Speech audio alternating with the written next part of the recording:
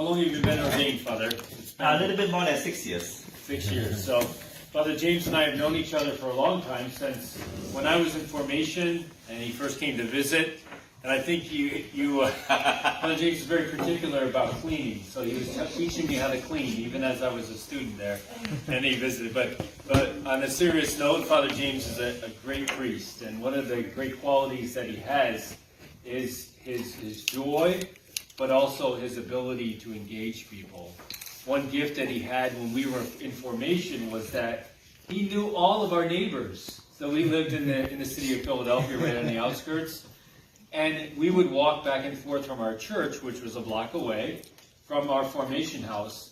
And I would be walking with him, and everyone would be like, "Hey, Father James, hey, Brother James, hey, Brother James, hi, Brother James. Oh, hello, how's..." And he would ask about so-and-so, their child, and he would ask this one about their husband who's sick or something. But a wonderful gift. What a wonderful gift that is, to be able to engage people like it in that way, as I'm sure Jesus had that gift. And so Father James shows that to us. So many other wonderful qualities, and I'm sure you'll agree as you listen to him speak about our topic today, which is masculine spirituality. Last week we talked about the feminine genius, so we're talking about both. So yeah, you missed the feminine genius, but your sisters can I have something in there too for feminine genius. But I'll let him. Okay. Thank you, Father Joseph. While we are sharing, feel free to come for more pasta, for more chicken or soup. Don't think that you are interrupting, because the problem with that is that if you don't eat it, we have to eat it. So we want to grow, but not grow in size. So, okay, last week we heard about from Sister Evelyn about feminine genius. And this week I'm sharing masculine spirituality, which I like to title it as Masculine Spirituality, a Life of Adventure into God's Created Universe. Why masculine spirituality? Why not just spirituality? Physically, we are men and women, right? Men and women. We are wired differently, from the top all the way down. Our body is different. Our muscle, bone, brain, our nervous system. Our culture is trying to brainwash you and I into thinking that men and women are the same. Or so it seems. We are not the same, but we are equal. Men and women are equal in dignity. Men and women, the sisters and the brothers, we complement each other. That is, we make each other complete. And we are interdependent on each other to live in fullness. Men and women are interdependent on each other.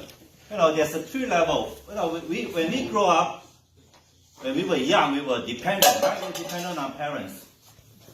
And then we become independent. We go out, we go to college, we work. That's it. Most people stop over there. But the highest level of relationship is we are interdependent. Husband and wife, we are interdependent upon each other. Family, you're interdependent. You're not independent or dependent, but you have to work up to interdependent. First, we need distinctive spirituality. What works for women doesn't necessarily work for men. In 2006, there was a conference. You can Google this. The conference is called Given, G-I-V-E-N, Given. It's a beautiful conference, really. Conference for women. And Dr. Helen Alvarez, who is used to teach still teaching at Catholic University of America from Philadelphia, said that in her title called Feminine Genius, said that women are called to reject their femininity. That is, being a woman. This is like saying, "Oh, I'm so sorry that God created me to be a woman." In our present society, men are called to reject their masculinity. That is, being a man. This is like saying, "Oh, I'm so sorry that God created me to be a man." Contemporary evangelical spirituality is more masculine. The evangelical type that is mission-oriented, directed toward outward and active. Go get new members. Go here, do this, do this, do that. That is the Mount side. No? Contemporary Catholic spirituality is more feminine, which focuses on union with God, contemplating the face of Christ, and is directed inward and meditative. The Mary type. A healthy spiritual life needs to be a balance. That is to be, you and I, not men, women. We should have both masculine. For the man, we have both masculine spirituality and feminine quality. The nature of a woman, serving, docile. For the woman, will be having a feminine spirituality, but with the quality of masculine. Dying for Christ, dying for the family, defending. We are masculine because we are ambassadors of Christ. And Paul told us in the second reading this past Sunday, right? We are ambassadors for Christ. What does ambassadors do? Ambassadors go out to represent a country. You and I are being sent. When Father Joseph said, go forth, the Master sender, or go in peace, you are being sent to represent Christ, to be Christ's hands, feet, eyes, mouth, and so on and so forth. The Great Commission, go therefore and make disciples of all nations. Feminine or the virtues found in a woman because we want union with God. And we realize that we are not the one initiating that union. We want to draw closer to God. It's not me. God is the one that initiates that union. And, when we were in the seminary, there was a priest, Father Steve Lockerbie, who said Catholic theology is always both and. Yeah, we do need both, masculine and femininity. But the question is to have a healthy balance. We cannot tip. No balance, if there's no balance, problems arise. We are in trouble, just like in the natural level. In the natural level, for example, a healthy family consists of a father and mother and children. And there are studies who did that the children that grow up with a father or with a mother lack this balance in them. The present situation of the church is feminine. Why? Because we are all told to be sensitive to others' feelings. So if I'm to be sensitive, I shouldn't be teaching what the church teaches on abortion, homosexuality, heterosexuality, and so on and so forth, because I don't want to offend others. I have to be politically correct. The church is feminine because the world at large is feminine. For example, we want boys to be sensitive to girls. Not that sensitivity is bad in itself. Sensitivity is good.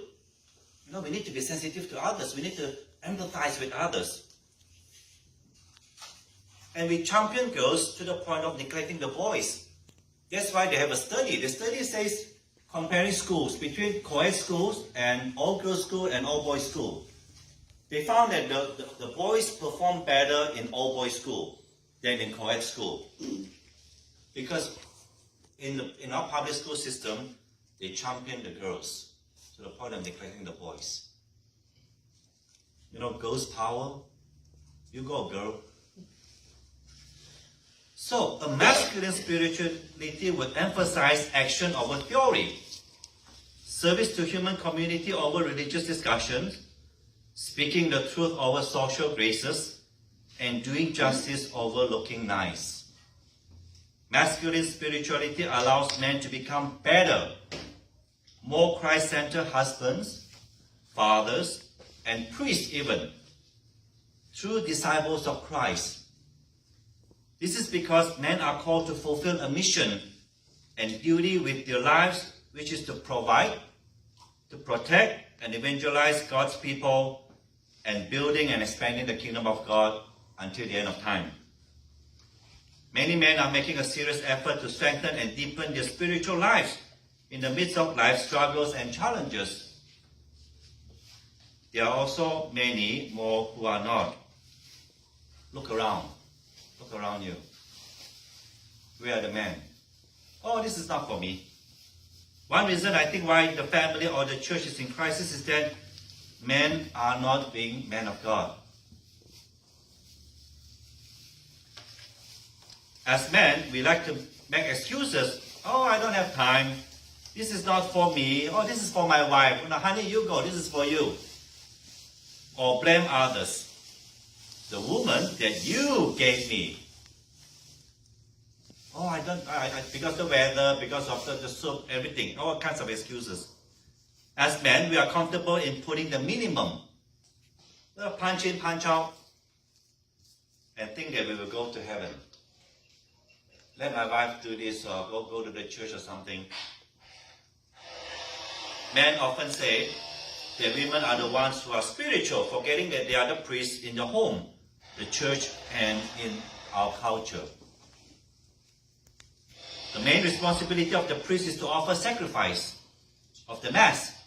So a man is to give his life every day, to die to himself in loving sacrifice and service to his wife and children, the church, and society.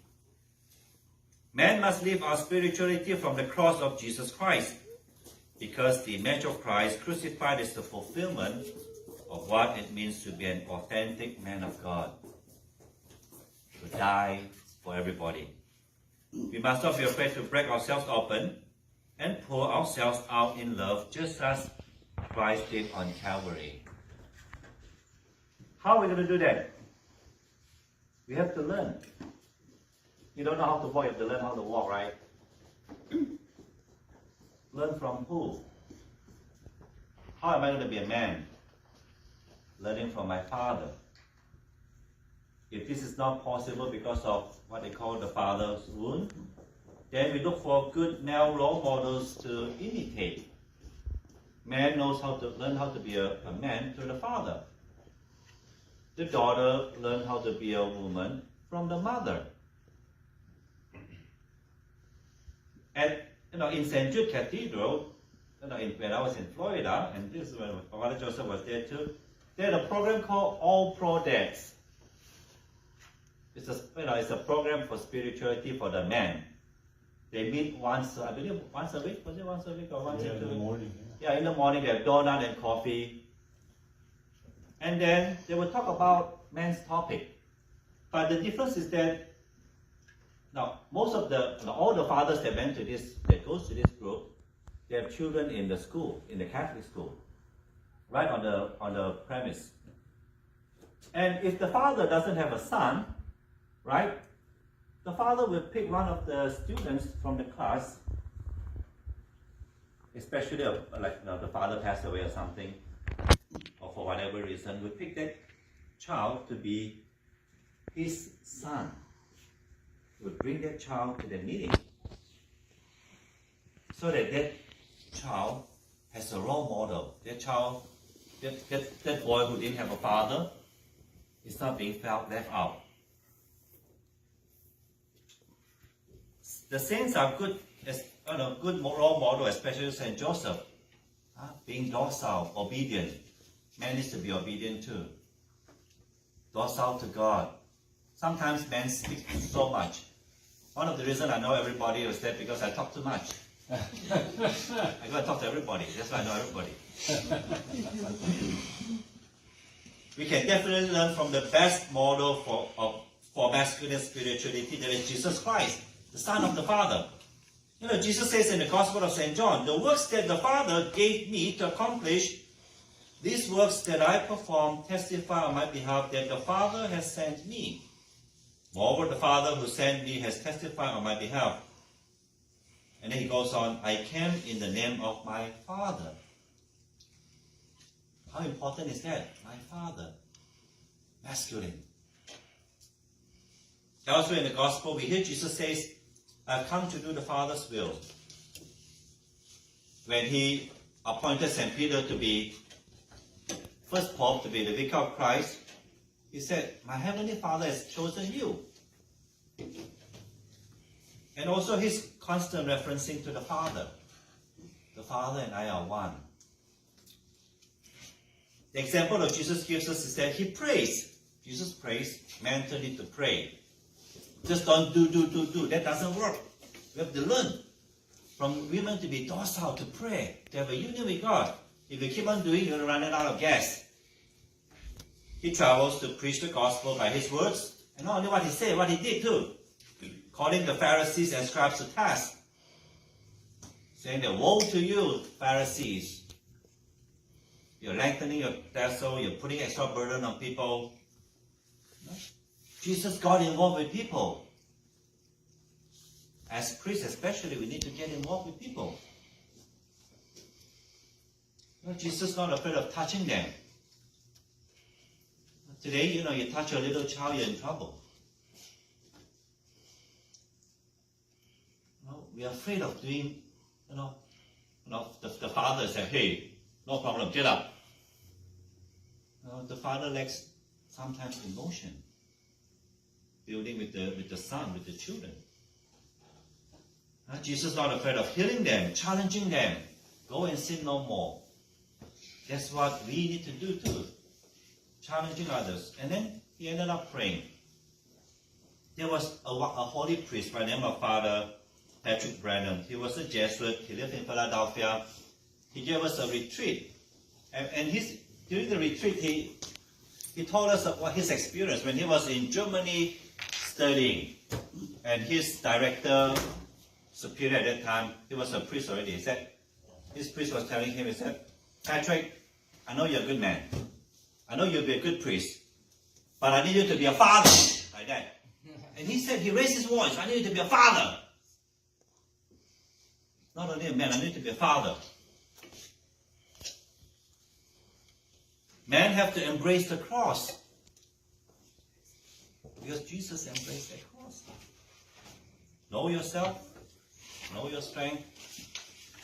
Know your weakness. Men have to embrace our manhood. And this includes our feelings and emotions and so on and so forth. Because they're all gift from God. That's why I need to embrace it. Sometimes we isolate. Men don't cry, right? Men don't cry. When my father died, I never cried. I never shed a tear. I was 13 years old at that time. Because in the Chinese culture, you don't cry. I stood in front of my father, the coffin, the body of my father. I never shed a tears. And then when I could eat so much, and I was eating. The night that my father died, the night after, I was eating half of this. And my sister looked at me, and she asked me, are you alright? Dad just passed away, you can still eat? Because I did not want to show my emotion. I said I should not cry because I don't want my family to feel sad about it. Life goes on. Home. And until when I was 34. When I was 34, I went to this retreat called Alpha. This guy, he's a man of few words, very little words. Howard. They were going to person to pray in the retreat weekend. And then my friend next to me, Jeannie, said, James, if you hear me cry, just ignore me. I said, okay, no problem. So when it comes to me, Howard just said one word, let it go. Guess what I did? I cried like a baby that I never cried all these years, all this emotion compact. So we, men, we have emotions too. We have to accept it. We have to embrace it. We have to embrace the cross, the feelings. By using the sacraments frequently, and especially the Holy Eucharist. Tell your husband, come to Mass more than once. Honey, let's go to Mass together. Don't just come on Sunday or Saturday vigil. Come during daily. At least once a week. Slowly build it up. Go to confessions often. Tell your husband, I'm going to confession today. You want to come? Let's go to confessions together. You go to confessions so that you don't have to go to confessions. Heard of that? You go to confessions frequently so that you don't have to go to confessions. It's like a paradox. And to be consistent. Whatever we do, we have to be consistent. We need consistency. Routine is good for us. We have to have build on our prayers, especially the Holy Rosary. They're so powerful, the Holy Rosary. Going to the Queen. Man, going to the Queen, our mother. Acts of piety, especially devotion to Saint Joseph, patron of the Universal Church. Now show me how to be a man, how to be a good priest. Adoration. Going for a men's conference 2 weeks ago in Hilton, right? Holiday Inn. There was this thousands of men were there for the conference, just for men only. The men's retreat, men's renewal weekend. If you don't know some of these terms, come and ask me or ask John Miranda. What is this? Men's retreat. What is this men's renewal weekend? And men's group. Sometimes we call men's faith sharing. In St. Rocco, we call it the man of faith. All of these are good to experience the power of God in my life. God is working in my life.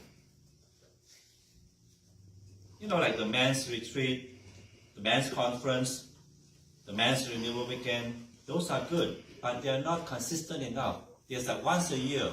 They're not frequent enough, that is to say. They're once a year. But you can't eat once a year. You can't go to mass once a year. You can't just call up your friends once a year. In order to be good men or good women, friends or group, you need to be consistent, frequent. St. Rocco we meet every 2 weeks. The first Thursday from 7 to 8:30 in the parish office, and the third Thursday from 7 to 8:30. We end on the dot at 8:30. Why men's group is important? Because we cannot do it alone. You and I are vulnerable when we are alone. We are weak when we are alone. When you look at all this program, AA, they do every week. They do it in a group. And Jesus sends the disciples 2 by 2. Jesus never sent the disciples 1. Because he knew that one person, no, you can't do that one person. You have to have 2. That's why the men's group is so powerful, because there's a group of men coming together. You talk about men's issues, and you're not afraid of admitting that you're not perfect. And you're not afraid that other people are looking down at you, because we all are wounded. All of us have wounds. And iron sharpens iron. Men holding each other accountable. So these are some on this wonderful topic on masculine spirituality. There's so much out there about masculine spirituality, and there's so much out there too about feminine genius. So check it out. And before we conclude, I would like to play a song for all of us. You can close your eyes.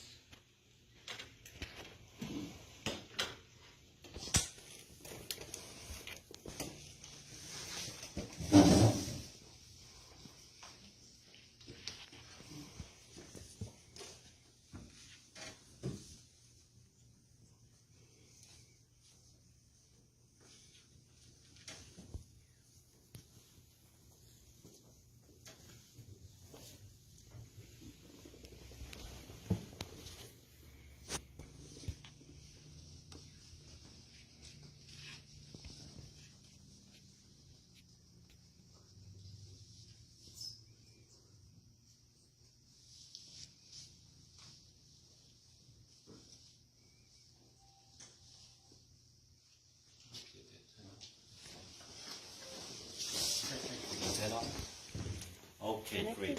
James Ellison. James the lesson. Yeah, that's to remind me to be a lesson of the Father,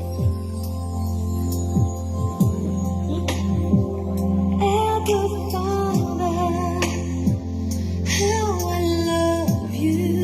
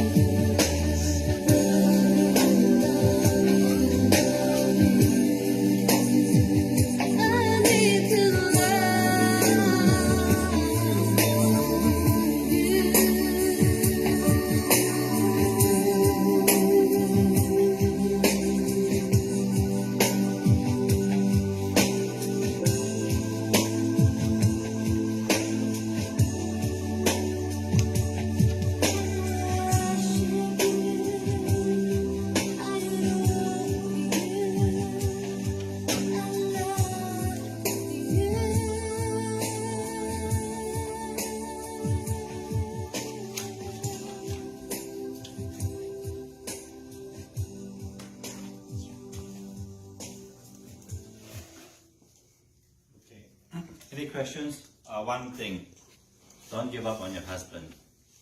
Pray for your husband. Love your husband. Encourage your husband. If you want to know more about St. Rocco's Man of Faith, there's a flyer here. It gives a detail. There's a phone call too that you can call, or you can ask about it on behalf of your husband. You can ask Mike or John. They're from the group, and we will answer as best as I can, as best as we can. If you encourage your husband to join, to get involved in masculine spirituality, to get more involved in the church, come to Mass, I can guarantee you will recognize your husband.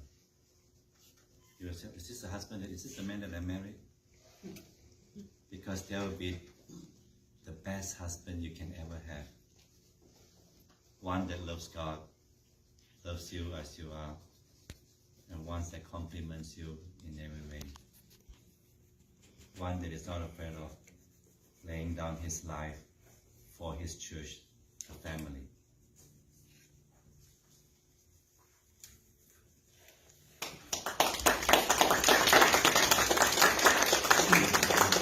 Any questions?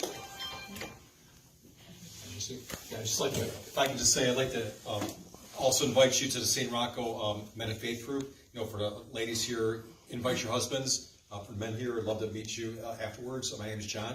And again, that all started because of the Alpha course that we started here back in 2012. We ran it for a number of years at St. Rocco's, and a lot of the guys became leaders at the table, and then they wanted to form their own group. So I encourage you also, the second thing is to challenge you that, hey, if you're interested in running Alpha, if you heard about Alpha before, I know, sister, you've heard about it before, Father Joseph, Father James has gone to the Alpha in the past. Before I became a religious, before I became a Mercedarian, I joined Alpha. Yeah. We can bring the seminaries here also. We've been working with the seminaries. I'm on the Alpha National Catholic Board and helping really move Alpha within the Catholic churches across the country. And I'd love to talk to you, Father Joseph, how we can help. We can start it. I just challenge you to kind of give me 5 people to work with, and we'll make it work here. So, and that'll be great. So, but love to give you that challenge. Yeah. No, Father James and I talked about the men's group, and we both wanted